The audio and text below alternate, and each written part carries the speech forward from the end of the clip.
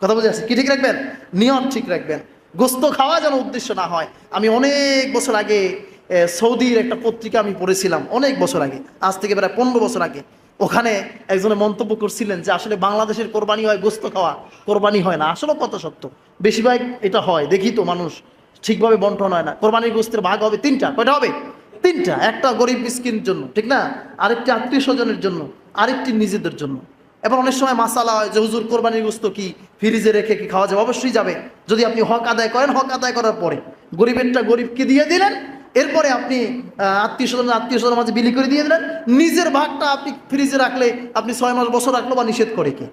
আসলে সমাজে একটা প্রচলন আছে যে 3 বেলায় খাইয়ে ফেলাই দেবে না, এটা ভুল। আপনি হক আদায় করার পর আপনি আস্তে আস্তে খান, অসুবিধা নেই। তো ওই সৌদির পত্রিকাটায় আমি দেখেছিলাম, উনি মন্তব্য করেছিলেন যে আসলে বাংলাদেশের মানুষের কোরবানি দেওয়া হয়, আসলে গোস্ত খাওয়া হয়, কোরবানি হয় না। আসলেই আমাদের দেশে অনেকেরই নিয়তের সমস্যা আছে।